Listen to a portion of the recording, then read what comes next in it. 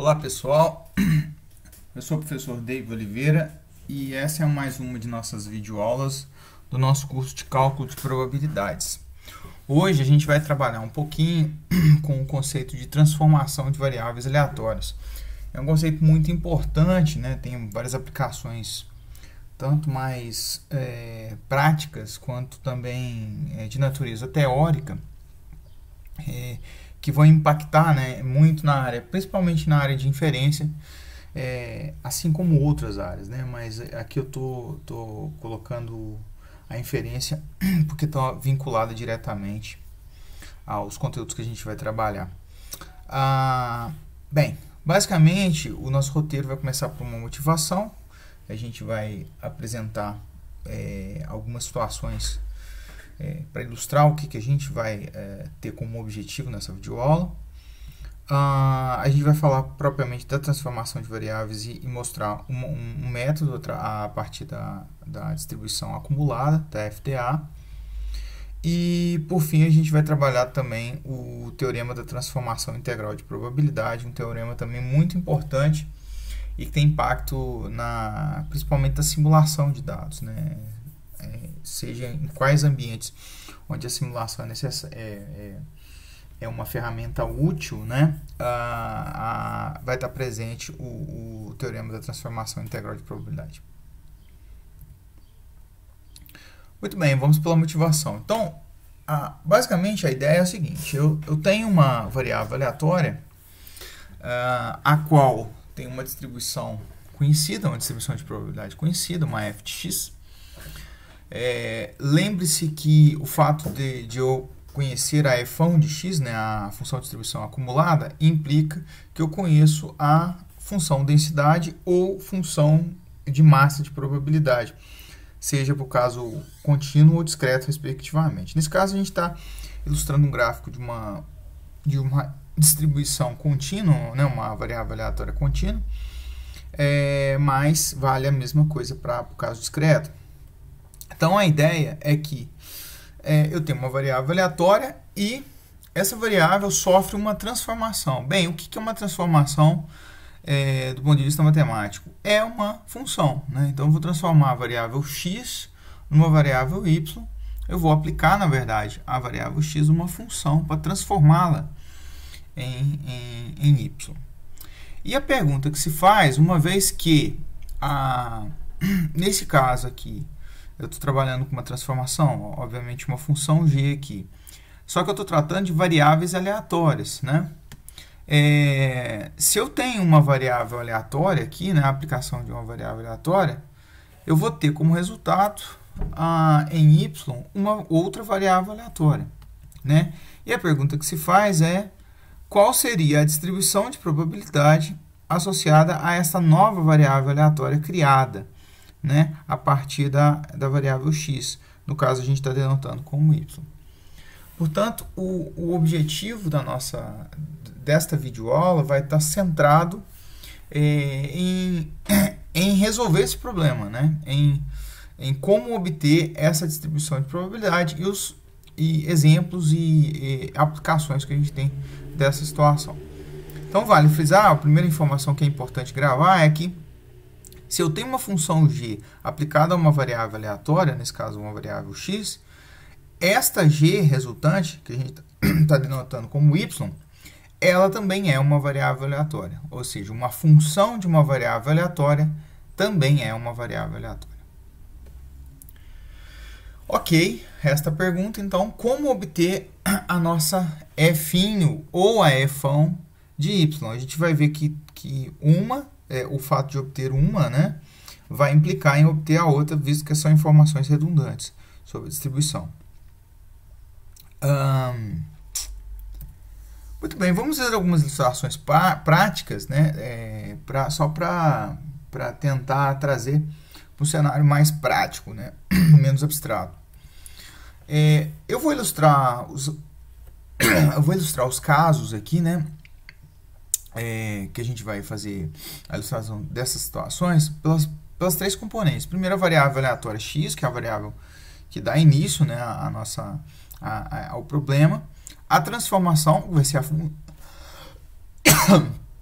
vai ser a função, na verdade, pela qual eu vou transformar x em y, e a variável aleatória y propriamente dita.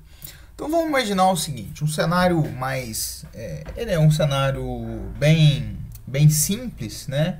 Embora seja hipotético aqui, mas que tem motivações reais. A gente pode ter cenários de estudo desse contexto. Então vamos imaginar que a variável x ela representa a cotação futura do preço do café, né? No caso aqui eu estou estipulando como sendo uma saca, tá? Naturalmente, quando eu tenho a expressão futura, cotação futura, né, é um evento que está no futuro, né, esse preço vai ser só aferido, né, no futuro, até que ele se afira a gente não sabe, a gente tem incerteza sobre esse preço, e tudo que a gente tem incerteza, na verdade, a gente pode modelar com probabilidade. Portanto, é muito razoável pensar que essa variável, né, ela é uma variável aleatória, né? E é o que a gente vai tomar. Vamos supor que eu conhecesse, a gente vai assumir que a gente conhece a distribuição dessa variável. No ponto de vista prático, existem vários instrumentos para a gente não saber exatamente a distribuição, mas pelo menos estimar ela com muita precisão. Mas a gente vai admitir que a gente conhece essa distribuição desta variável aleatória x, que é a cotação do preço. Vamos pensar o seguinte, o preço do café por si só é uma informação importante, né, o preço da saca. Mas eu posso ter uma outra variável que seja importante também estudar, que seria, eu estou considerando aqui como sendo o lucro total. O lucro total aqui eu estou descrevendo como sendo o número de sacas vezes x, que é o preço da cotação, portanto o valor que você vai obter de receita a partir da sua produção, menos o custo total que você teve para fazer a produção desse número de sacas. Se você fizer essa operação aqui, ó, sobre o valor dx, a gente vai obter exatamente o lucro total. Portanto, eu posso pensar que essa variável y, que representa o lucro total, ela é uma função de x, tá? Ou seja, é uma função que depende do valor de x, claro, depende do preço do café. Nessa situação, eu estou considerando aqui a nossa g, ela é uma função linear em função de x. Se a gente observar aqui, eu tenho um coeficiente aqui em relação a x, menos um coeficiente angular e um coeficiente linear aqui. E eu estou considerando que tanto o número de sacas quanto o custo são valores constantes, tá? É possível trabalhar com esses indicadores, né, o número de sacas quanto o custo, também como variáveis aleatórias, mas não é o caso. A gente vai trabalhar com um cenário mais simples inicialmente, que é com uma variável aleatória só, uma transformação univariável. Então, a partir do que a gente vai ilustrar na nossa videoaula, a ideia é obter a distribuição de probabilidade do lucro total, ou seja, calcular probabilidades de, por exemplo, não ter prejuízo, que seria o lucro total ser maior do que zero, ou uma determinada faixa de lucro, né? Enfim, aqui a gente pode estudar diferentes eventos associados à variável aleatória y. Bem, o segundo caso, vamos supor que o x represente a altura dos indivíduos de uma determinada população. Na verdade, aqui é a altura de um indivíduo né, foi escolhido a partir dessa população, que naturalmente pode ser modelado como uma variável aleatória, que tem uma distribuição, naturalmente. Eu tenho um índice chamado índice de massa corporal, IMC, que eu vou chamar de Y. O que é o IMC? O IMC, na verdade, é um indicador para verificar se o indivíduo está ou não com um grau de obesidade ou mesmo de magreza. Para aferir, é um indicador para aferir o quanto que o indivíduo está ou obeso ou magro ou num peso que é normal do ponto de vista de saúde, né? O IMC ele é uma função de x, né? Se a gente olhar o x como sendo a altura. Então, como é que ele é dado? Ele vai ser dado pelo peso do indivíduo dividido pela altura ao quadrado. Perceba que eu estou modelando em x aqui a altura. E o y aqui é uma função de x, né? Porque ele está dividido pelo x ao quadrado. Neste caso, o x, ou melhor dizendo, o g de x aqui, ele é não linear, porque perceba que o nosso x está no denominador, inclusive com uma potência, né? Está ao quadrado, né? E o peso aqui a gente vai assumir também que é constante. De novo, eu poderia considerar o peso também como outra variável aleatória, trabalhar em cima desse indicador, mas não é o nosso caso agora, né? A gente vai trabalhar com um cenário mais simples de uma transformação univariada. Tendo esse cenário, eu posso obter a distribuição de y, né, do meu MC, e aí fazer cálculos, todos os cálculos em cima da distribuição de probabilidade associada ao meu y. Bem, esses são casos um pouco mais práticos, tá?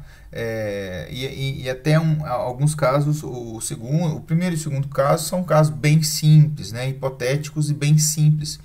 Mas eu tenho algumas situações que são aplicadas em probabilidade ou têm resultados de impacto em estatística, né? De uma maneira geral, que é vista em cursos de graduação. Que é o seguinte, eu vou considerar que agora a minha variável aleatória, sem uma determinação de uma aplicação qualquer, ela tem uma distribuição de probabilidade normal, com média μ, e variância sigma 2. O que significa dizer isso? Bem, que a minha variável aleatória tem esta função densidade aqui, ó, essa aqui embaixo, dada. Os valores de x, eles pertencem a todos os reais, tá? Os valores de x modelados. A minha transformação vai ser a seguinte, eu vou chamar essa transformação de padronização. O que é fazer essa padronização? Eu vou pegar a minha variável aleatória e vou subtrair dela a média da variável, ou da distribuição, né, dessa variável aleatória, nesse caso μ, e dividir por sigma, tá? Que é o desvio padrão, na verdade vai ser a raiz da variância aqui. Percebam que tanto μ quanto sigma, considerados constantes, isso aqui é uma função de x, ou seja, uma g de x, né? E, nesse caso, g de x também é linear, porque a gente vai ter o coeficiente angular aqui, 1 sobre sigma, né? E o coeficiente linear menos μ sobre sigma aqui na expressão, considerando, naturalmente, μ e sigma constantes. Esta é uma transformação que é muito utilizada quando se estuda a distribuição normal, porque ela permite calcular as probabilidades sobre qualquer normal, né, com qualquer média, com qualquer variância, usando uma única distribuição normal, que é a normal padrão. O que significa isso? Que se eu fizer esta transformação aqui, ó, g de x, eu vou ter como resultado que a minha y ela vai ter uma distribuição normal também, tá? Essa transformação, com média 0 e com variância 1. Na verdade, é essa função densidade aqui. Os valores de y também, eles variam em todos os reais, né? De menos infinito a mais infinito. E a função densidade da normal padrão é essa aqui. É basicamente essa, só que você vai substituir por 0 a média e por 1 o sigma. Aqui que vai gerar essa expressão. Então, o resultado dessa transformação permite o seguinte, que a partir dessa distribuição aqui, eu calcule probabilidades sobre qualquer distribuição normal. Esse é um resultado que é muito utilizado quando vai se ilustrar alguma probabilidade sobre alguma distribuição normal específica, você precisa só da padrão. Fazendo essa transformação, a gente consegue acessar essas probabilidades facilmente. Não é à toa que isso é mais antigo, né? Mas os livros de estatística apresentam as tabelas, né? E tabelas da distribuição normal padrão. Por que apresentam? Porque a partir dela eu consigo calcular probabilidades sobre qualquer distribuição normal. Esta é uma consequência direta desse resultado aqui. Bem, o segundo caso também é um resultado um pouco mais específico, ele não é tão abrangente, eu diria, quanto a normalização, né, ou a padronização de variáveis normais, que é um resultado sobre o caso da Q quadrado, que é o seguinte: se eu pegar uma variável aleatória que tem uma distribuição normal padrão, 0 e 1, com a sua respectiva função densidade aqui e a sua ilustração da sua função da densidade, se eu fizer uma transformação tomando o quadrado dessa variável, né, então eu vou pegar simplesmente o quadrado dela, a nossa g de x aqui, ela não é linear agora, né? Ó, perceba que tem o quadrado. Eu poderia aplicar qualquer g de x, mas eu estou ilustrando alguns casos que são de natureza prática. Se eu fizer essa transformação nessa variável, o resultado que eu vou obter é uma distribuição chamada Q quadrado, tá?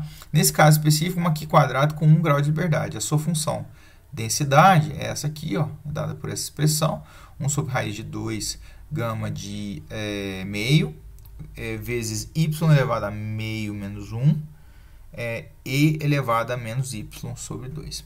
Então, se eu tiver essa variável aleatória e fizer essa transformação nela, o resultado que eu vou obter é essa distribuição. Essa distribuição, ela, para casos mais gerais, ela é utilizada para, por exemplo, para testes sobre variância, para modelar a inferência sobre variância, no caso de normalidade.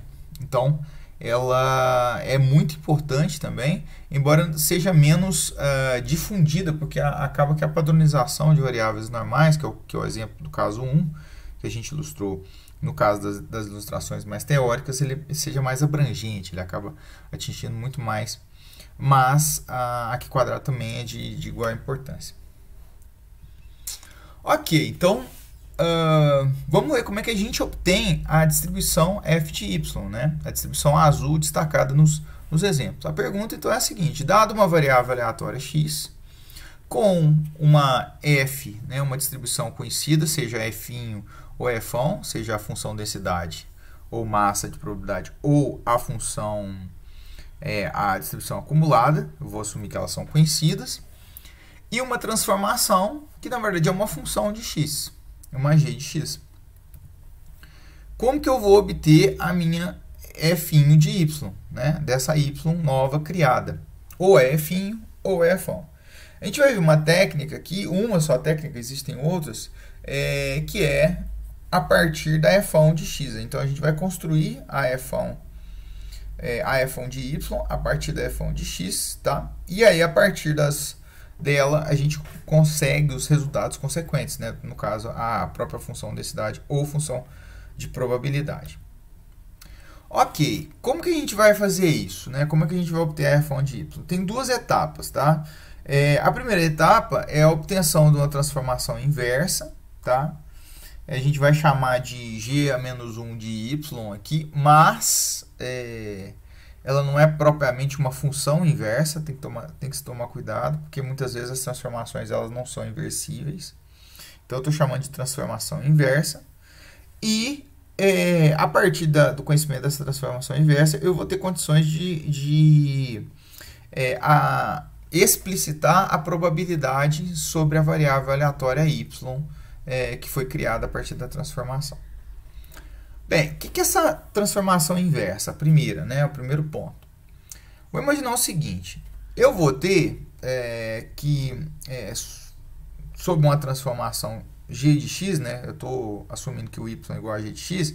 Ela vai ser uma transformação ou uma função da forma que eu vou ter o domínio em ômega-x, ou seja, no suporte da variável aleatória x, e o contradomínio dessa função, ou melhor, a imagem dessa função, vai estar vinculada ao suporte da variável y criada. Estou chamando de ômega-y. Então, o que eu vou fazer? Eu pegar uma transformação que vai pegar de ômega-x e vai levar em ômega-y, ou no espaço, no suporte da variável x, e vai levar no suporte de y.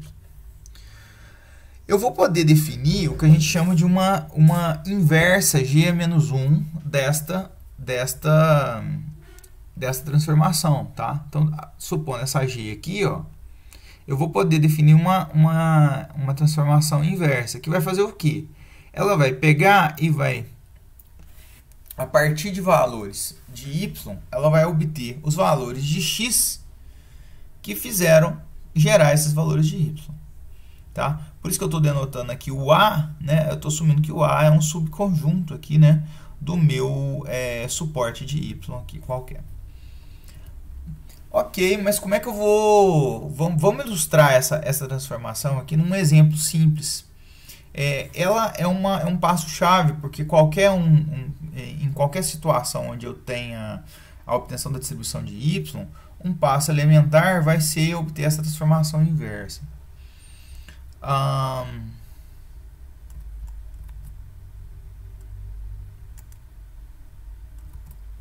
Bem, então, como que eu vou fazer? Eu vou ilustrar um exemplo aqui dessa transformação inversa, só para a gente... vamos definir primeiro ela, né, antes do exemplo por si só. Então, o que vai ser essa transformação inversa? Essa g é menos 1 de A. Ela vai ser o seguinte, ela vai pegar todos os valores de x pertencentes ao suporte de x, tal que o g de x pertença ao meu conjunto A de referência. Então, essa é a definição da inversa g-1 aqui. Vamos ver um exemplo, né, uma situação onde isso aconteça. Então, vamos tomar o seguinte. Vamos imaginar que nosso suporte seja esse aqui, ó, o suporte x, seja menos 1, 0, 1 e 2. Eu vou tomar uma transformação da forma g de x igual a x ao quadrado, ou seja, meu y é igual a x ao quadrado. Portanto, o ômega y, né, porque o y é igual ao g de x, ele vai ser, eu vou pegar todos os valores aqui, ó, e elevar ao quadrado. Então, menos 1 ao quadrado vai dar 1. Ele vai bater aqui, ó. 0 elevado ao quadrado vai dar 0. Vai vir aqui. 1 elevado ao quadrado vai dar 1. Opa, ele vem aqui também, ó. Só que o conjunto não tem repetição de elementos, né? Então, ele se mantém aqui. E o 2 ao quadrado vai vir aqui o 4. Ou seja, eu tenho um mapeamento da G aqui, ó, nesse conjunto do suporte de Y.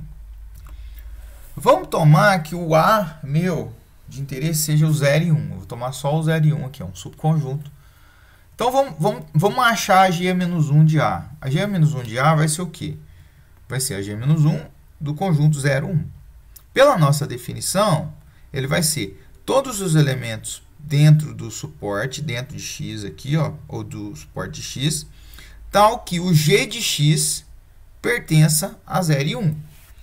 Bem, quais são os valores de x que geram esse conjunto A aqui, ó? Se eu pegar no conjunto ômega x, eu vou ter o 0, porque 0 ao quadrado vai bater no 0.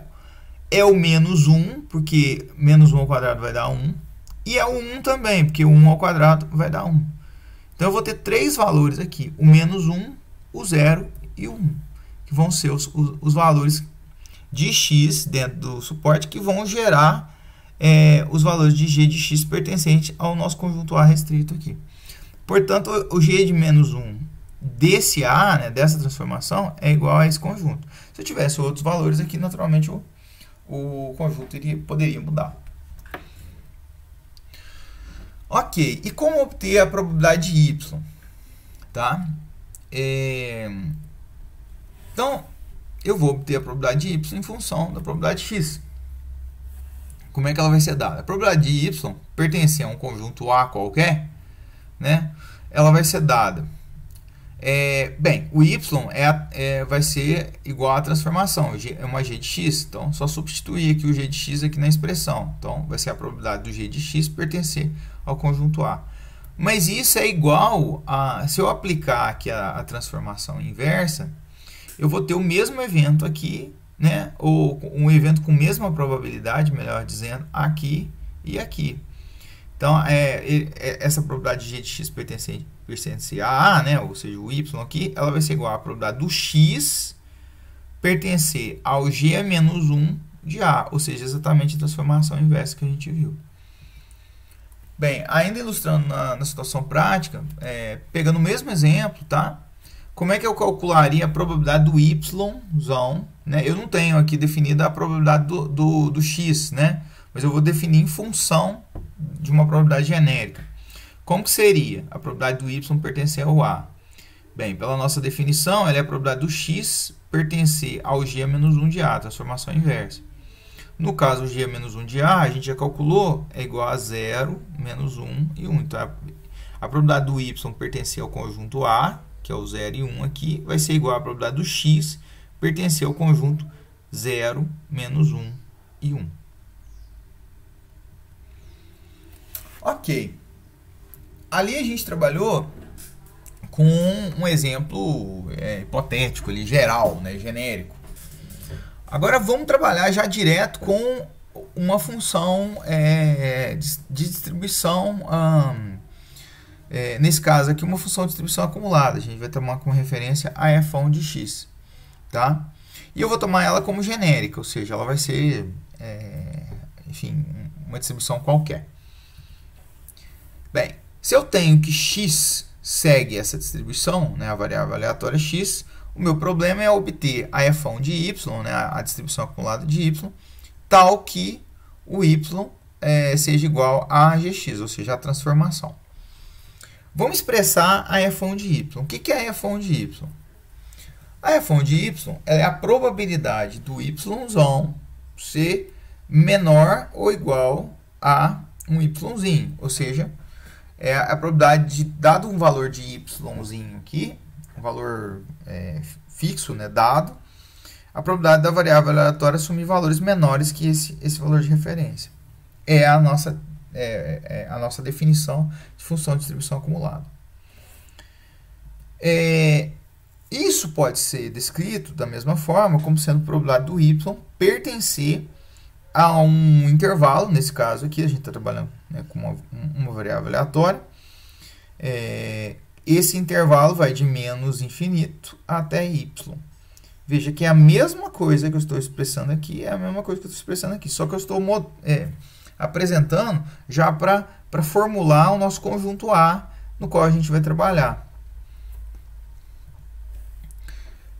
Bem, se a gente tomar a nossa transformação, a gente sabe que o y é igual ao g de x, substituindo aqui, então isso vai ser igual à probabilidade do g de x pertencer a um intervalo que vai de menos infinito até y. Pela nossa construção, né, da transformação, a gente vai ter que, então, a probabilidade dessa g de x pertencer a esse intervalo vai ser igual à probabilidade do x, da variável aleatória x, pertencer a o g menos 1, a transformação inversa do intervalo, que vai de menos infinito até y. Tá? Ou seja, o que eu estou fazendo? Eu estou descrevendo a função de distribuição acumulada em função da distribuição dx. E a gente vai ver aqui que a gente vai descrever em função da distribuição acumulada de x, dessa f de x. Bem, ou da f ou da f'. Aqui eu vou mostrar em função da f', tanto para o caso de massa, né, ou sendo a variável aleatória discreta e naturalmente a função de probabilidade seja uma função de massa, né, de probabilidade, eu vou ter que essa probabilidade aqui vai ser o somatório dos valores de x pertencente a esse conjunto g menos 1 de menos infinito até y, tá?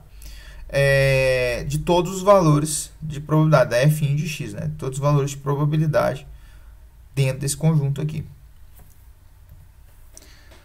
No caso da variável aleatória contínua, eu vou ter que essa mesma probabilidade pode ser descrita pela integral, na verdade, da função densidade, aqui tendo a função densidade, do x pertencer a esse conjunto aqui, ó. Esse g menos 1, ele depende naturalmente da sua transformação. Aqui ela não está explícita, aqui então ela está descrita de maneira geral. Ok, vamos ver um exemplo agora mais específico da distribuição exponencial. No caso anterior, a gente ilustrou de maneira genérica a distribuição. Então, vamos supor que a variável aleatória x tem uma distribuição exponencial, tá, com parâmetro lambda. Isso implica que a f dela, a f de x, vai ser igual a 1 menos e elevado a menos lambda x, tá? Onde o lambda e o x tem valor, o lambda, principalmente aqui, que está obtido, tem valores maiores que zero, e o suporte dessa variável aleatória exponencial varia de zero até infinito, ou seja, são valores somente não negativos. Isso aqui vai ser importante, tá? Bem, nosso problema então é dado uma transformação que eu vou propor como sendo y igual a x ao quadrado, eu quero obter a minha f a f1 de y, ou seja, a f1 dessa resultante, dessa variável aleatória resultante da minha transformação. Muito bem, a nossa regra, lembre-se que a nossa regra geral é a seguinte, a f1 de y, né, ela vai ser igual à probabilidade de x pertencer ao g menos 1, que é a nossa transformação inversa, aplicada ao intervalo que vai de menos infinito a y. Ok, então vamos ver a nossa transformação aqui. Ó. Nesse caso, eu estou expressando a transformação, então, o eixo y e o eixo x aqui, e aqui a nossa transformação. Então, tem o gráfico dela. Perceba que ela está só nesse primeiro quadrante, por quê? Porque lembre-se que os valores de x da distribuição exponencial são só positivos, o que naturalmente vai levar a que os valores de y também sejam só positivos. Muito bem, então vamos obter a nossa f1 de y. A nossa f1 de y, por definição, ela é a probabilidade do y da variável aleatória ser menor que um determinado patamar. Esse intervalo, esse conjunto aqui, ó, ele está descrito aqui. Ó. Então, eu vou pegar no eixo y e vou pegar os valores de y pertencentes ao intervalo que vai de menos infinito a y. Opa, mas y aqui, por conta da distribuição, da distribuição ser uma distribuição exponencial e a variável aleatória ser uma variável aleatória exponencial, ela não vai ter valores negativos, tá? Então, por consequência, eu posso eliminar aqui de menos infinito a y e posso considerar de 0 até y, o limitante y aqui. Bem, considerando isso, então eu vou ter, substituindo aqui o meu y, né, se a minha transformação é x ao quadrado, então eu vou ter que, isso é a probabilidade do x ao quadrado ser menor ou igual a y. E aqui que entra o lance da inversa. Bem, se eu lembrar da nossa regra geral, essa f1 de x vai ser a probabilidade do x pertencer ao g menos 1, que é a transformação inversa, no caso do intervalo de 0 até y. Lembre-se que eu mudei aqui do infinito, do menos infinito, porque por conta do caso particular da variável aleatória ser uma exponencial aqui, ela não ter valores negativos em x e, consequentemente, também não tem em y por conta da transformação. Pegando esse termo aqui, ó, eu tenho que achar quem é a g menos 1, ou seja, que conjunto que é esse aqui em x, que vai gerar valores de y que variam de 0 até infinito. Bem, se eu pegar aqui, ó, os valores estão aqui, ó, de 0 até infinito. Qual vai ser esse conjunto aqui, g menos 1? Vai ser esse conjunto aqui, ó, que vai até o ponto raiz de y. Se eu pegar aqui, ó, todos os valores dentro dessa reta, desse segmento de reta em verde, ela sempre vai gerar valores de y, né? São valores de x, que vão gerar valores de y menores ou iguais a y, ou estando entre 0 e y, nessa faixa azul aqui, ó. Por isso que a resultante aqui do g-1 vai ser esse trechinho aqui, ó. Ou seja, eu vou substituir aqui o conjunto g-1, então isso essa probabilidade vai ser equivalente à probabilidade de x pertencer a esse intervalo, que varia de 0 até raiz de y.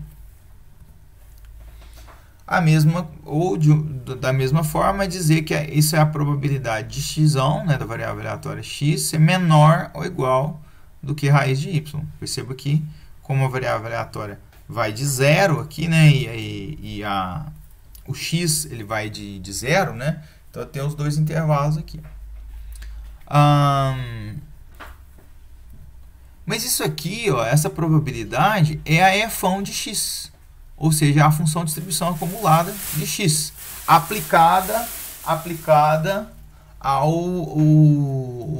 o ponto, nesse caso aqui, raiz de y. Bem, no caso da exponencial, eu tenho essa forma conhecida, né? Então, ela é 1 menos e elevado a menos lambda. Aqui, ó, seria o lugar do x, né? Aí eu substituo pelo raiz de y. E aí a gente chega ao resultado final, que é a nossa fão de y, ela é conhecida, ela tem essa forma aqui. Ou seja, se x é exponencial com parâmetro lambda, e eu tenho uma transformação y da forma y igual a x ao quadrado, então a minha fão de y vai ser 1 menos e elevado a menos lambda raiz de y. Bem, e a f', né, que é a função densidade de y? Lembre-se que se eu tenho fão, eu tenho f', como pela relação de diferencial e integração entre as duas. Eu tenho que a minha f' de y, minha função densidade, ela vai ser a derivada da função de distribuição acumulada, né? No caso específico aqui, se a gente derivar essa expressão da fão aqui, a gente vai obter esse resultado, lambda elevado a e vezes i elevado a menos lambda raiz de y sobre 2 raiz de y. Portanto, a nossa f' de y é conhecida. Lembrando que o suporte dela, né, só para frisar, eu falei algumas vezes, o suporte dessa variável aleatória nova criada, ela também varia de 0 a infinito. Por fato da transformação aqui não faz nenhuma alteração, né, no suporte, né? O suporte das duas é o mesmo nesse caso. Ok, vamos ver um terceiro exemplo agora, onde a gente utiliza a padronização da normal, ou seja, aquele resultado que a gente ilustrou como um caso teórico, né, que é aplicado no ensino estatístico, a gente vai mostrar como que esse resultado é obtido aqui. Então vamos considerar inicialmente que a minha variável aleatória ela tem uma distribuição normal, tá? Com média μ e com parâmetros, melhor dizendo, né? μ e sigma 2, a gente viu que esses parâmetros têm relação com os valores da esperança e da variância dessa variável aleatória, mas os parâmetros dessa variável aleatória, nesse caso normal, é μ e sigma 2. O suporte, lembre-se que como é uma variável aleatória normal, o suporte dela pertence ao conjunto dos reais, ou seja, varia de menos infinito. Os valores de x variam de menos infinito a mais infinito. Eu vou propor a transformação, né, da padronização, que é o que? Eu vou pegar a minha variável x e vou retirar a média e dividir pelo sigma. E aí eu vou colocar em y, né, esse resultado. Então a minha transformação vai ser y da forma sendo igual a x menos μ dividido por sigma. Essa é a transformação que a gente vai tomar como referência. Nosso problema é obter a f' de y, ou seja, nesse caso, a função densidade. Muito bem, a função densidade a gente vai obter a partir da acumulada. Por isso que a gente sempre vai tomar aqui como referência a acumulada. A gente tem como resultado que a densidade, né, nesse caso, como a variável aleatória é contínua, a densidade vai ser o resultado da diferenciação, né, da função de distribuição acumulada fão de y em relação a y. Lembre-se que a nossa fão de y é sempre dada por aquela expressão genérica, que é a probabilidade do x pertencer à transformação inversa que a gente está lidando, do y pertencente de menos infinito a mais infinito. Aqui esse y está incorreto, tá? É de g a menos 1 do intervalo de menos infinito até y aqui, simplesmente. Muito bem, então, dado o cenário, eu vou ilustrar aqui a transformação. É sempre importante a gente ver a transformação, a função g. Nesse caso aqui, a g é a função de padronização, isso é uma reta, tá? E mais do que uma reta, é uma reta com coeficiente angular positivo, por conta eu sabia que os valores do sigma aqui são valores sempre positivos. Então, a função está dada aquilo, uma reta, né, coeficiente angular positivo, ou seja, a reta sempre está ascendente. E a gente sabe que a nossa f' de y vai ser obtida a partir da derivada da f' de y. Portanto, se eu obter a f' de y, eu obtive a f'. Então, vamos lá.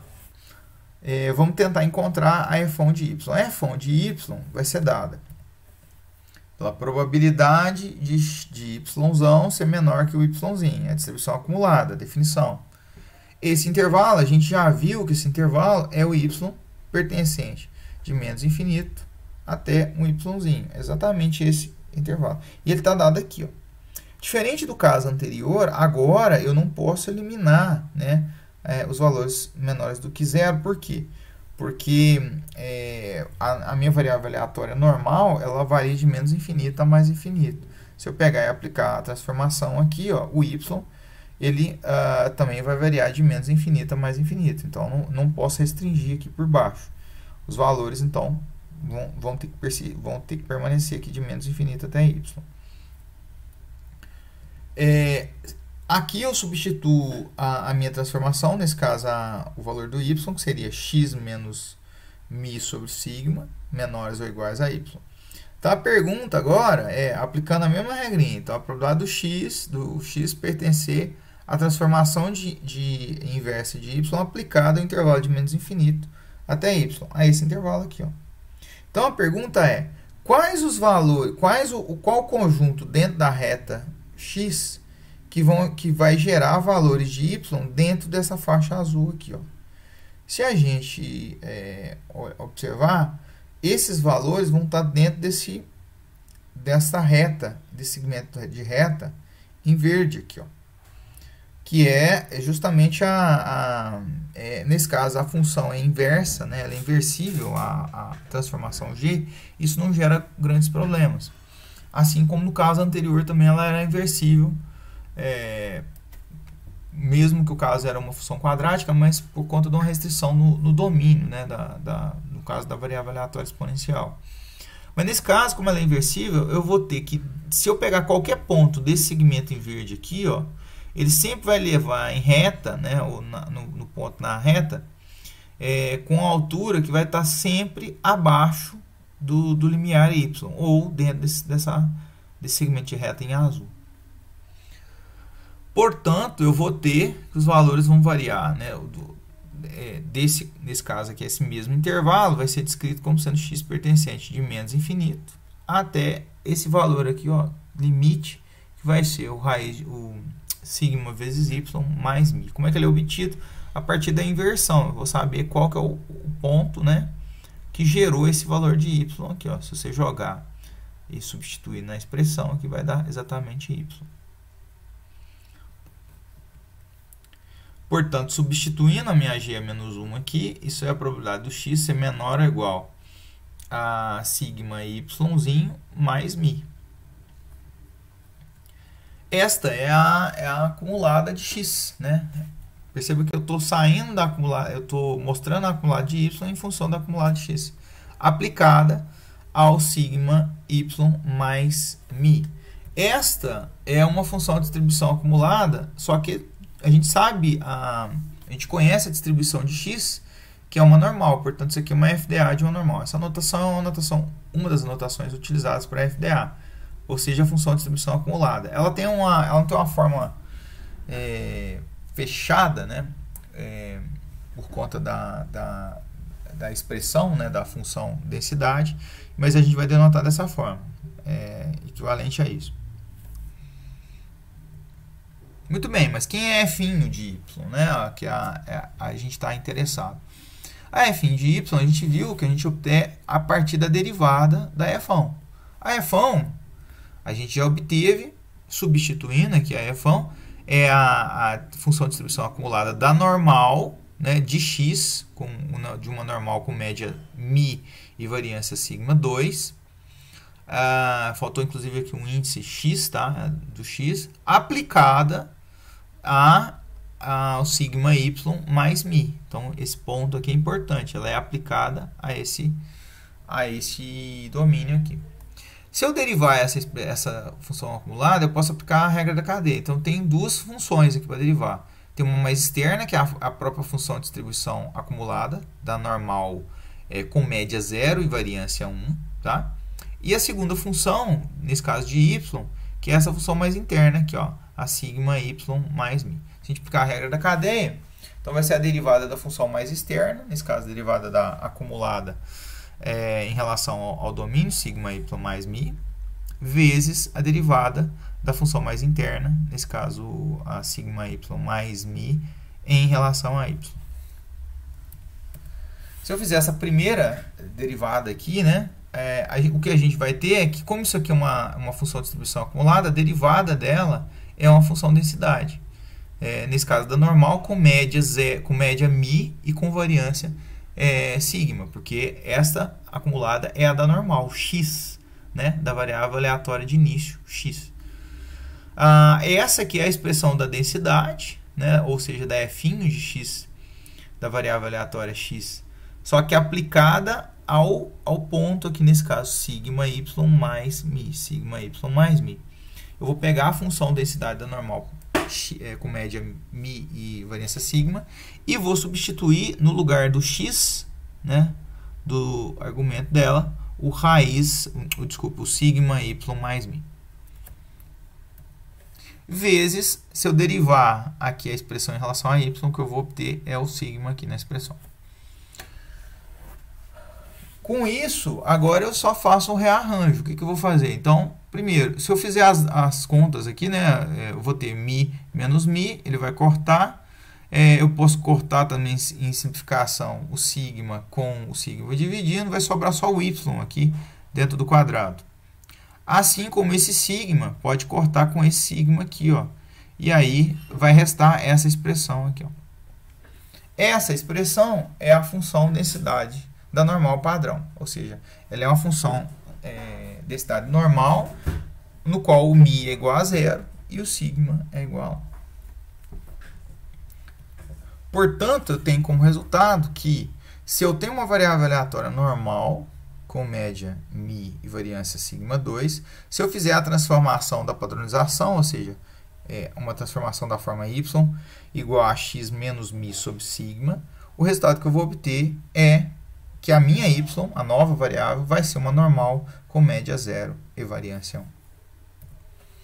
Essa distribuição é conhecida como normal padrão, tá? Standard normal. E geralmente, aqui a gente está usando o y por conta, né, de toda a construção das transformações aqui, mas nos livros denota-se essa variável aleatória muito comumente como variável aleatória z. Ok, vamos ver um segundo caso, um outro exemplo, né? Um exemplo aqui, o quarto exemplo, na verdade. Neste caso, o exemplo é referente a aqui quadrado. Então, a ideia é eu vou tomar uma variável aleatória normal, agora com média 0 e variância 1, tá? A gente já sabe que o suporte dela é sobre todos reais, ou seja, os valores possíveis dessa variável aleatória sobre todos reais. E a minha transformação agora, que eu vou trabalhar, é a y igual a x ao quadrado. Eu vou tomar o quadrado de uma normal padrão. Então, a gente vai obter a f de y, a função densidade dessa nova variável criada aqui. Muito bem. Vamos mostrar a transformação, né? Neste caso, como a minha variável aleatória é normal, né, mesmo sendo padrão, ela varia de menos infinito a mais infinito, mesmo sendo não, ela vale, né, qualquer normal tem o seu conjunto de valores, né, possíveis, seu suporte sobre todos os reais. Então, ela tem valores sobre todos os reais. Naturalmente, a minha transformação, então, vai ter como domínio todos os reais, mas como, nesse caso, como o suporte de y e, naturalmente, os valores possíveis aqui de y, como valores positivos, valores estritamente positivos, ou seja, acima da reta aqui, ó. Bem, de novo, então eu ilustrei a minha transformação e a minha f de y é obtida a partir da derivada da f1. Então, vou correr atrás da f1 de y. A f1, expressão geral, né, ela vai ser a probabilidade do y ser menor que o y'. Lembrando da nossa regrinha, de novo, o y pertencer aos valores de menos infinito até y. Neste caso, por conta da transformação, esses valores vão ser estritamente positivos, né? Você não precisa usar de menos infinito até y. Aqui, inclusive, eu usei aqui, ó, ele está de menos infinito até y, não precisava ser não, né? Por conta da transformação, poderia ser de 0 até infinito, mas isso não vai afetar nada não. Então eu faço a substituição da transformação aqui, nesse caso da minha y, que é igual a x ao quadrado, isso é menor que o yzinho. Veja que o intervalo está aqui, ó, escrito aqui. Esse intervalo, então, é a probabilidade do x pertencer, né, a essa mesma probabilidade, é a probabilidade do x pertencer a g a menos 1, transformação inversa, que varia de menos infinito até y. Não precisava ser menos infinito, podia ser 0. Perceba que essa g a menos 1 aqui, ó, quais os valores de x que vão proporcionar valores de y dentro desse segmento de reta aqui, ó, em azul, de menos infinito até y. São valores que vão variar de menos raiz de y até raiz de y, tá? Por conta por isso que esse é um caso onde a função não tem uma função inversa, né? Ela tem dois regimes aqui e não é possível inversão, porque tem o valor positivo, o valor negativo e o valor positivo.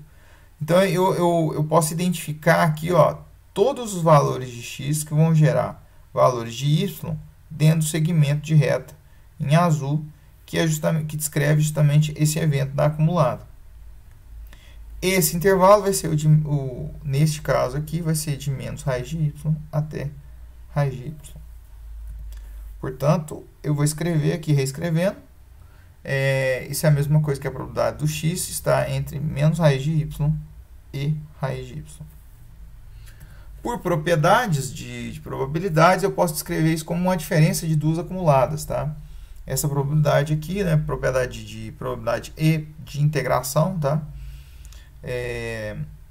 Eu posso escrever essa probabilidade sobre essa variável aleatória como sendo a probabilidade do f1 de x aplicada ao raiz de y, que é esse limite aqui, menos o f1 de x aplicada ao menos a raiz de y, que é o segundo intervalo.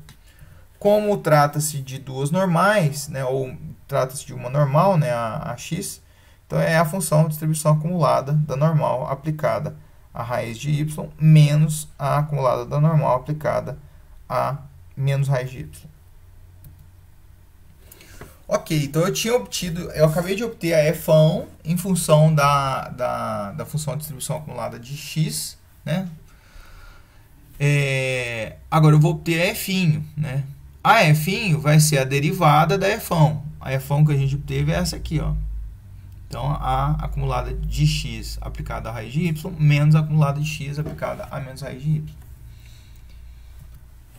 Bem, propriedade de diferenciação, eu posso ter uma diferença, né? A derivada da diferença é a diferença das derivadas. Se eu aplicar aqui a diferenciação, então isso aqui vai ser a função densidade da variável aleatória x, que é uma função normal, tá? Aplicada a raiz de y, vezes a derivada da raiz de y. Então, estou fazendo apliquei a regra da cadeia nessa expressão, nessa primeira expressão aqui, que justamente estava aqui antes. Aplico a regra da cadeia. Tenho duas funções. A função mais externa, que é a função distribuição acumulada da normal, e a mais interna, que é a raiz de y. Se eu aplicar a regra da cadeia, eu vou obter como resultado o resultado vai ser a função densidade da normal aplicada à raiz de y vezes a derivada de raiz de y, que vai dar meio, 1 sobre 2 raiz de y. Mesma coisa, se eu aplicar aqui com algumas diferenças em termos de sinais, né, porque tem um sinal diferenciado aqui, eu vou ter como resultado f1 de x de menos raiz de y aplicado, vezes, melhor dizendo, menos 1 sobre 2 raiz de y. Então, essa aqui é o resultado da diferenciação dessa expressão, que é a função de distribuição acumulada aplicada a menos raiz de y. Se eu substituir aqui, como eu sei que a normal trata-se de uma normal padrão, tá? Agora a gente está trabalhando com a normal padrão, a nossa x, nesse exemplo. Então, eu substituí aqui a expressão da normal padrão, ou seja, onde μ é 0 e sigma é 1, e aplicada a raiz de y, ou seja, o argumento é que raiz de y entra aqui, ó, vezes 1 sobre 2 raiz de y, tá aqui, mais 1 sobre a mesma expressão, só que o que muda é a aplicação do menos raiz de y aqui, né? O x no lugar do x. Vezes 1 sobre 2 raiz de y. Aqui eu já fiz, né? Eu peguei esse sinal negativo, como é uma multiplicação, estou multiplicando, negativo com negativo vai dar positivo. Portanto, eu tenho a expressão. Como eu tenho a raiz aqui, ó, raiz quadrada, né, elevada ao quadrado, vai se cancelar, e mais do que isso, esse sinal negativo, como ele está dentro de uma potência quadrática, ele também vai sumir aqui na expressão, o que vai gerar, pela simplificação, só o y aqui nesse termo aqui. Então, eu vou escrever a expressão. Você vê que essa expressão vai ser igualzinha a essa expressão aqui, ó. Portanto, eu posso somar as duas, né? Eu vou ter duas expressões dessa, né? Dois termos de 1 sobre 2 raiz de π, raiz de 2 vezes π, exponencial, né? De menos y sobre 2. Juntando os dois termos, né? E fazendo a simplificação, esse 2 aqui, ó, vai simplificar com esse. Eu vou ter como resultado essa expressão aqui, 1 sobre 2 raiz de 2π, exponencial de menos y sobre 2 vezes 1 sobre raiz de y. Essa já é a Q quadrado, tá? É uma Q quadrado com uma parametrização específica. Eu vou fazer umas alterações só para mostrar a forma geral da Q quadrado e como ela pode ser vista, essa expressão aqui. Eu vou reescrever aqui, ó, de tal forma que eu vou quebrar primeiro essa raiz aqui. Então, 1 sobre raiz de 2 vezes 1 sobre raiz de π. Além disso, eu vou reescrever essa razão aqui como sendo y elevado a menos meio, tá? Ou seja, simplesmente reescrevi. Lembre-se que quando eu tenho um denominador, uma raiz, né? Ou nesse caso é uma potência, né? Porque é uma potência y elevado a meio, como ele está no denominador, se eu inverter aqui, se eu passar para o numerador, simplesmente tomar o negativo dele. E, nesse caso, fazer só essas alterações. Eu vou reescrever eu vou ampliar essa reescrita. Vou colocar o 2 aqui elevado a meio, tá? Mesma coisa, mesma expressão. E a gente tem um resultado que a raiz de π, né, raiz de π, ele é exatamente o gama de meio, tá? Essa gama é uma função específica, vocês podem até consultar se tiverem curiosidade. É uma função que envolve uma integração específica e cujo resultado do gama de meio vai dar exatamente raiz de π. Então, eu tenho uma igualdade dessa expressão com essa expressão aqui. Além disso, eu vou reescrever esse y aqui, ó, menos meio, da forma y meio menos 1, tá? Para fazer esse 1 aparecer aqui. Perceba que o 1 está aparecendo aqui e está aparecendo aqui, ó. Por que eu fiz isso? Para mostrar a forma geral. Então, essa expressão é igual a essa que a gente já tinha obtido. Vou destacar ela aqui, ó. Lembrando, só para deixar claro que a nossa y aqui, os valores dela variam de 0 até infinito, tá? Por quê? Porque eu estou pegando o quadrado de uma normal, tá? Como é o quadrado, valores negativos vão virar positivos e valores positivos vão virar positivos também, né? Vão na transformação. Mas, para além disso, eu quero mostrar o formato geral. Essa é a forma geral da distribuição Q quadrado. Ela tem uma parametrização K, na qual o K é chamado de grau de liberdade. Então, essa é a forma geral da Q quadrado. Veja que o K entra aqui, ó, no expoente do 2, K sobre 2, no numerador do argumento da função gama e no expoente do y aqui, né? Tomando como referência o 1 aqui, ó. Se a gente comparar essas duas expressões, essa expressão aqui Aliás, essa expressão é exatamente essa, considerando que o nosso k é igual a 1. Portanto, essa função aqui, ó, essa variável aleatória, melhor dizendo, esta função é uma função densidade de uma variável aleatória, cujo a distribuição é uma aqui quadrado, onde o k, que é o grau de liberdade, é igual a 1. Então, o nosso resultado que a gente tem é, se eu tenho uma normal padrão, se eu tomar o quadrado dela, eu vou ter como resultado uma aqui quadrado com grau de liberdade 1.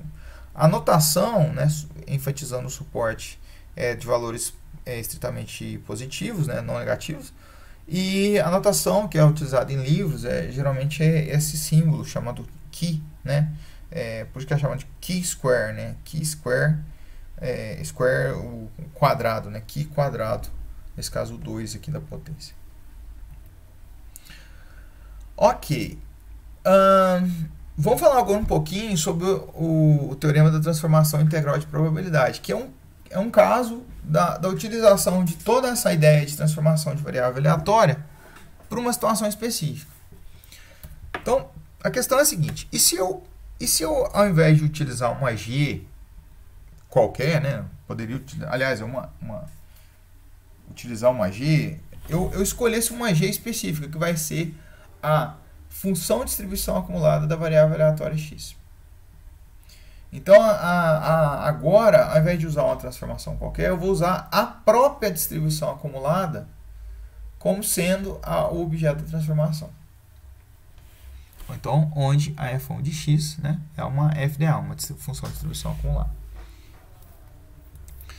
Então, basicamente, o que eu tenho é o seguinte. Se eu tenho a x, a variável aleatória, que obedece uma f1, né, ela tem uma distribuição acumulada, eu vou, na minha transformação y, eu vou tomar a própria f1 de x. Então, o meu y vai ser igual a f1 de x aplicada à minha variável aleatória x. Pergunta, qual é a f1 de y? Que é o que a gente tem feito em todos os exemplos. Só para enfatizar que a nossa f1 de x aqui, ó, ela é a probabilidade do x ser menor do que um determinado limiar, né? Se eu tenho essa função, né, f1 de x como o objeto da transformação, o resultado do y sempre vai ser um valor entre 0 e 1. Porque perceba, se a f1 é um valor de probabilidade, esse valor de probabilidade sempre vai estar entre 0 e 1. Então, essa transformação vai pegar a variável aleatória original, x, e vai levar no intervalo 0 e 1. Ok, então vamos lá.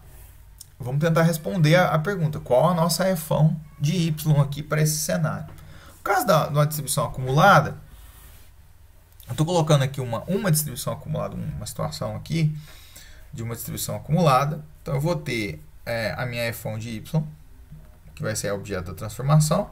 Ela tem algumas propriedades, vocês podem retomar vídeos anteriores que a gente trata especificamente dela, mas algumas delas é que ela vai levar em valores de probabilidade 0 a 1 e que a gente tem, ela é uma assíntota, né? Tem duas assíntotas, uma superior e uma inferior, que vão estar estacionadas em 0 e 1 aqui. Então, ela não vai passar de 1 e ela nunca vai abaixo de 0 aqui, nesse caso a curva. Muito bem, então vamos reescrever a nossa f1 de y, que é o que a gente está interessado. f1 de y vai ser igual a probabilidade do y ser menor que um determinado limiar. Essa probabilidade vai estar aqui, ó, né, é do y pertencer ao intervalo de menos infinito até y. Então, escolhi aqui, ó. Aqui eu tenho a mesma situação, como os valores não estão abaixo, né, do valor de y não estão abaixo de 0, né, então eu posso já tomar de 0 até o limiar aqui, nesse caso, o y. Então, basicamente, esse intervalo aqui, ó, é esse intervalo aqui, ó. Bem, se eu substituir no lugar do y a nossa f1 de x, então isso vai ser a probabilidade da f1 de x ser menor ou igual a um y patamar aqui. Veja que a nossa f1 de x está dada aqui. Então, usando a mesma regrinha, que é essa probabilidade é a mesma que a probabilidade do x pertencer ao conjunto resultante da transformação inversa da nossa g, nesse caso a f, aplicado ao intervalo do 0 a infinito. Tá? Aqui está tomado o intervalo é aberto aqui. Então, o que eu quero, na verdade, é qual é o conjunto em x do qual gera valores dentro da função, né, ou gera valores da função abaixo do valor de y, ou entre 0 e o valor de y. Se a gente tomar esses valores, né, vão estar dentro desse segmento de reta em verde aqui, ó, que variam de 0 até... Eu denotei esse termo como sendo f a menos 1 dx aplicada ao valor de y aqui. Neste caso, a função é inversível, tá? Então, eu teria uma inversa, tá? Mas não é o caso, tá? Nem toda função f de x, ela admite inversa por uma condição da sua definição, né? Ela é contínua à direita, isso afeta a inversibilidade dela. Para isso, então, a gente vai olhar um pouquinho mais para essa f de menos 1 aqui que a gente definiu. E ela, na verdade, a gente já trabalha muito com ela na prática. Ela é chamada de função quantil, né? Então, eu vou parar um pouco o desenvolvimento e a gente vai olhar um pouquinho mais essa função quantil. Como é que ela funciona? Então, a função quantil, ela vai dar, dado um valor de y qualquer aqui, né? Que eu tomar, aliás, desculpa aqui, a função, a f menos 1 de y, vai ser o quantil y. Então, o que ela representa? Ela vai ser definida como o ínfimo valor menor de um conjunto de valores, tais que o f de x seja maior do que esse y. Bem, vamos ilustrar.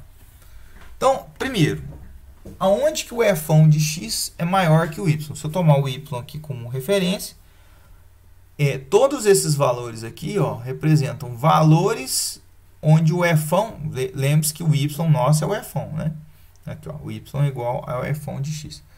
Todos esses valores nesse intervalo representam valores no qual f de x é maior que o patamar y. Eu tenho valores de x que vão gerar esses valores aqui, esses valores de f de x, né?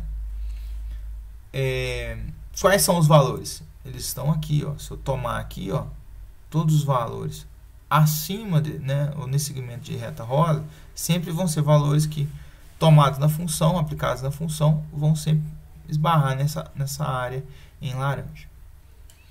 Bem, eu vou pegar o valor ínfimo, né? Ou seja, o inferior, o menor valor desse conjunto aqui. O menor valor desse conjunto está aqui. Ó.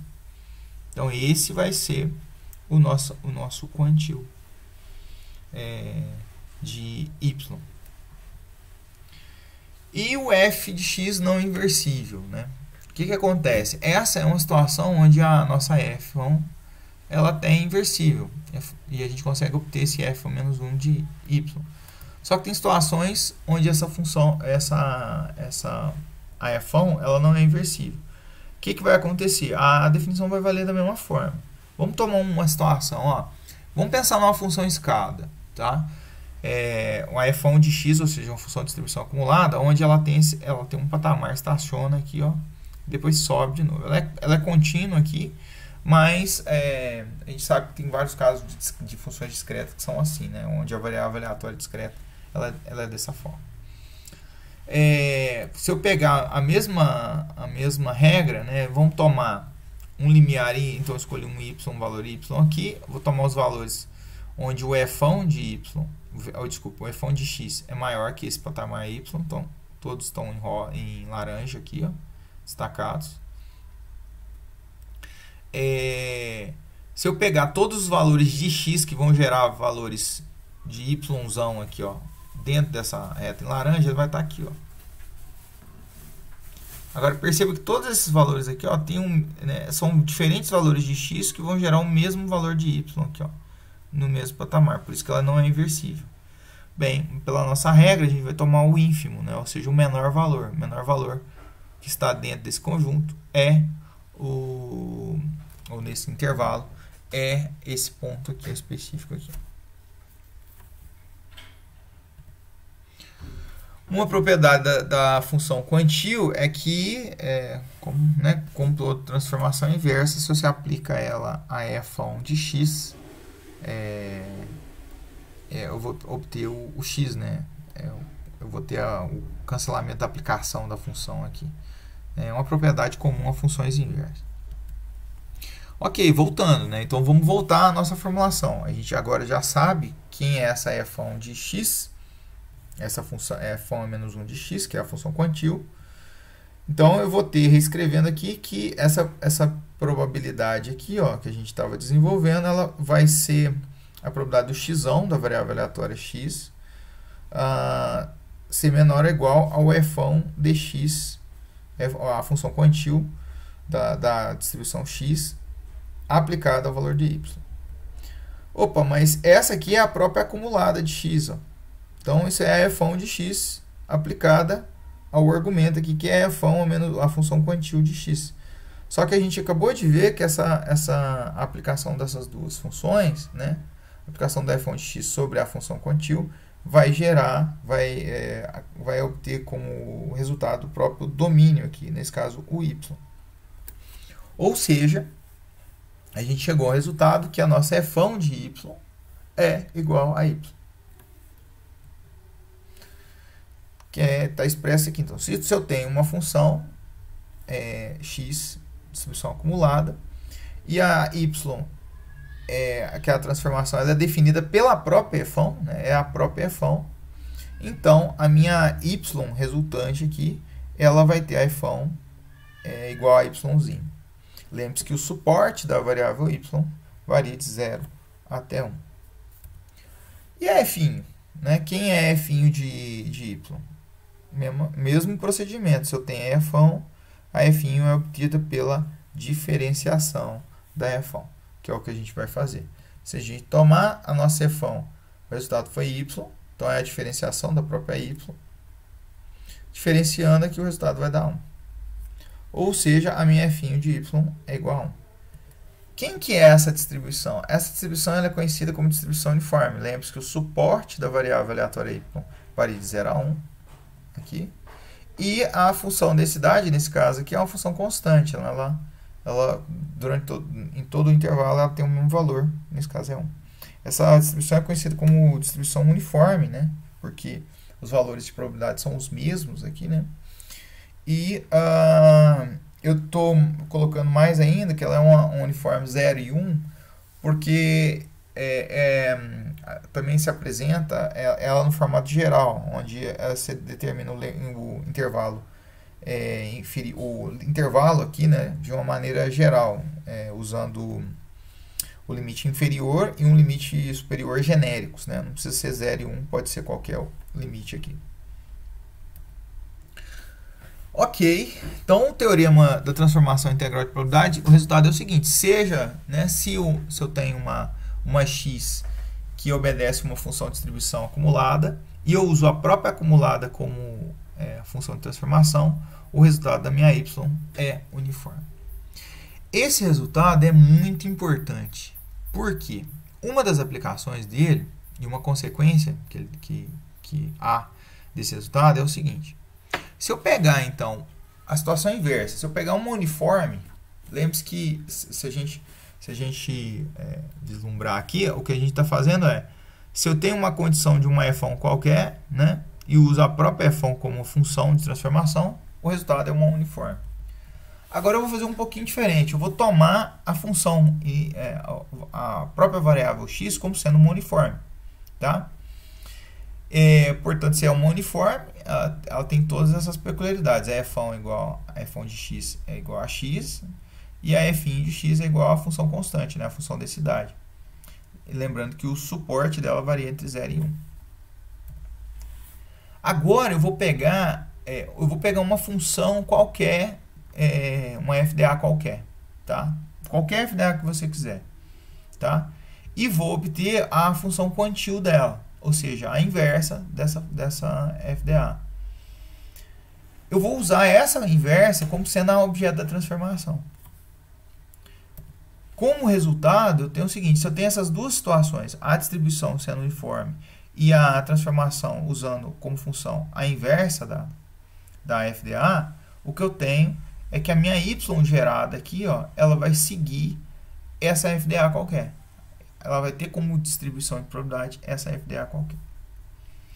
Esse é um resultado meio, aparentemente, inocente, mas ele tem um impacto muito grande. Antes do impacto, propriamente dito, vamos ver a demonstração desse resultado.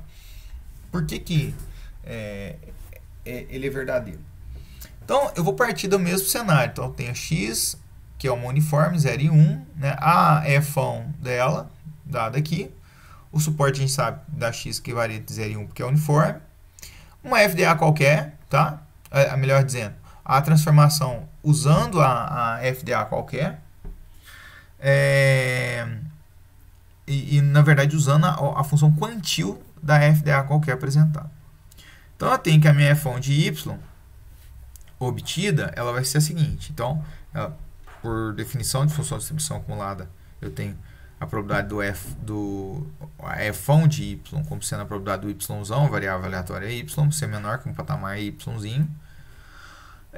Se eu estou utilizando a função quantil como objeto da transformação, então eu substituo no lugar do y o f(1) menos 1, que é a função quantil da função postulada aqui, aplicada a x, né, a variável aleatória x, que é a uniforme, ser menor ou igual a y.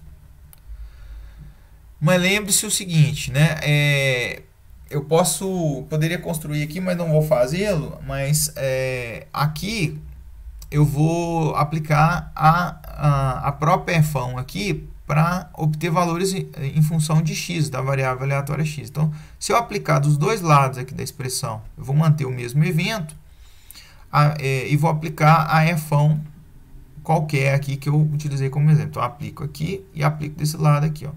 Aplicando os dois lados, então, o que eu vou ter como resultado é que a f(1) de x, ou a f(1), melhor, genérica aqui, aplicada a f(1) de menos 1 aqui, elas vão se cancelar, tá?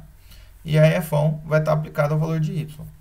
Naturalmente, eu vou ter como resultado que a probabilidade de x, como resultado, a probabilidade de x ser menor que um f(1) de y, onde esse f(1) é essa função de distribuição acumulada aqui. Essa aqui é a própria, essa probabilidade x aqui, ó, é essa f(1) aqui, ó, por definição. Então, ela é dada aqui. E se ela é essa f(1), a gente sabe, como ela é uniforme, que a expressão dela é o próprio domínio aqui, ó, o próprio x. Então, a expressão dessa aqui é o próprio domínio, nesse caso, a f(1) de y. Ou seja, eu tenho o resultado que a minha f(1) de y, né, a função dessa distribuição, a função distribuição para essa variável aleatória vai ser igual à função FDA que eu formulei.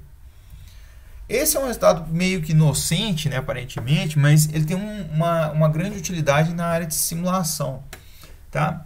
O que é simulação? Basicamente, simulação é, dado uma variável aleatória que tem uma determinada distribuição, como é que eu vou proceder sorteios de valores desta variável aleatória, né, ou desta população.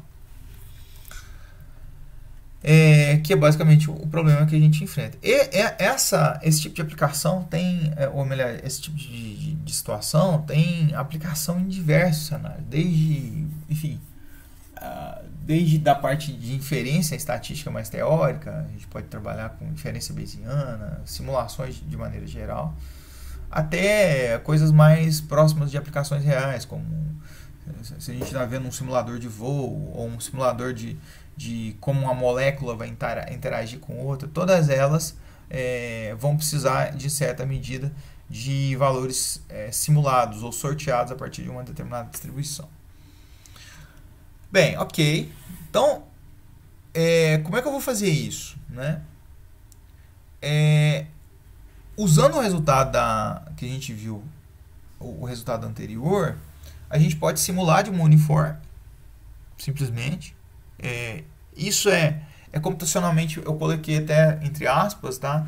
Porque não existem valores que a gente chama de valores aleatórios em computadores, né? Mas é uma forma mais fácil de ser gerado valores aleatórios a partir de um uniforme 0 e 1. Então eu posso simular, sortear a partir de um uniforme 0 e 1. E como é que vai dar o sorteio? Então, sorteio um elemento, né, um valor, sorteio outro valor, sorteio outro valor. Esses sorteios, eles não são puramente aleatórios. Esses números, inclusive, são chamados pseudo-aleatórios, tá? Ao fim desse processo, eu vou gerar N valores aqui, né, ou simular N valores, sortear N valores que são de uma uniforme, não são da nossa F de interesse aqui, ó, que é essa F1 de Y proposta. Esses valores, se você pegar o conjunto desses valores simulados, a gente conhece como uma amostra, tá? Mas eu não vou entrar muito em detalhes nessa expressão, no termo de amostra aqui. Mas o ponto é que eu consigo sortear valores a partir de um uniforme, de um intervalo 0 e 1. Se eu aplicar a minha inversa dessa função aqui, ó, aos valores que eu sorteei, o que eu tenho como resultado é que esses valores resultantes, esses valores em vermelho aqui, que são resultado da aplicação da inversa dessa F1 sobre os valores que eu sorteei da uniforme, eu posso garantir que eles têm como distribuição de probabilidade a minha F1 de Y. Olha só um ensaio, uma brincadeira, só para mostrar isso. Eu vou colocar um exemplo de uma situação onde eu quero simular da exponencial, só que usando simulação da uniforme. Então, para fazer a simulação da uniforme, eu usei o R, existe uma função no R, existem funções para qualquer distribuição, tá? Mas eu vou usar da uniforme aqui, porque no fim as outras funções, elas para outras distribuições utilizam o mesmo conceito aqui de simular a partir da uniforme. Então, essa RUnif é uma função que faz simulação de valores a partir do uniforme, ou seja, sorteia valores. Você entra com o número de valores, ela sorteia. E eu fiz um sorteio, nesse caso, de 100 valores aqui. Ó. Os valores estão pequenininhos aqui, mas estão só como ilustração. Inclusive, eu mostrei aqui o histograma dele. O que vai acontecer? Se você simula infinitos valores, o histograma vai se aproximar infinitamente da função densidade e probabilidade. No nosso caso, da uniforme, lembre-se que a uniforme é padrão, os valores variam de 0 a 1, e a função densidade ela é constante em 1 aqui. Ó. Como é uma amostra, ela vai ter uma divergênciazinha, mas você vê que ela se aproxima bastante. Aí, o que eu faço? Eu aplico a f a menos 1 nesses valores, né, da exponencial. Essa f a menos 1, no caso da exponencial, é a QESP, né, QESP de exponencial. Mas todas as distribuições de probabilidade que o R trabalha, geralmente tem essa função quantil já definida. Ela basicamente é a f menos 1 de y, né, que a gente trabalhou nas notações. Só um detalhe, a que eu utilizei aqui é com o lambda igual a 1, tá? Poderia alterar o valor do lambda, mas eu utilizei como lambda igual a 1. Então, ao fazer essa transformação, olha o que vai acontecer. Então, eu peguei cada um desses valores e apliquei a transformação inversa da QESP a cada um desses valores. E esbocei o histograma resultante. Olha o histograma que deu esse histograma aqui, ó. Se a gente mostrar a função densidade teórica da exponencial, com essa parametrização lambda igual a 1, ela dá exatamente essa curvinha aqui. Ó. Então, o que eu quero dizer é que essa amostra aqui, ó, se a gente olhar o histograma dela, se aproxima da distribuição real,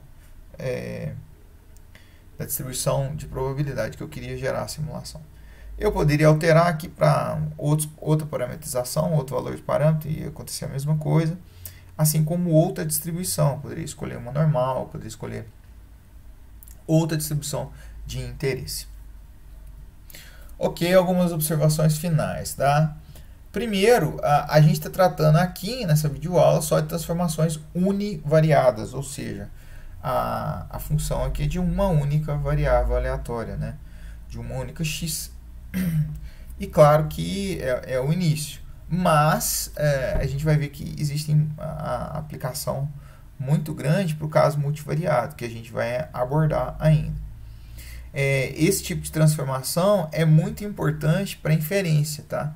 Basicamente, todos os resultados de inferência a respeito de estimadores, distribuição de estimadores, são todos construídos a partir da ideia de transformação de variáveis, transformações de variáveis aleatórias multivariadas, ou seja, ao invés de ser uma variável aleatória, são várias. Mas a gente vai ver em outras videoaulas sobre esse conteúdo. E, por fim, para finalizar, a parte de simulação computacional, né? Como o teorema de transformação integral de probabilidade é muito importante para eu poder simular valores a partir de uma distribuição de probabilidade. Eu citei aqui, em particular, tem várias outras, né? A importância não se restringe só à inferência bayesiana, mas a inferência bayesiana é uma área que é muito impactada pela simulação de dados, né? Basicamente, ou boa parte dos cenários de aplicação de inferência bayesiana hoje utilizam de simulação de dados, o que necessariamente precisa de simulação computacional. Nesse caso, o resultado do teorema da transformação integral de probabilidade é fundamental. Bem, com isso a gente finaliza a nossa videoaula e eu vejo vocês numa próxima.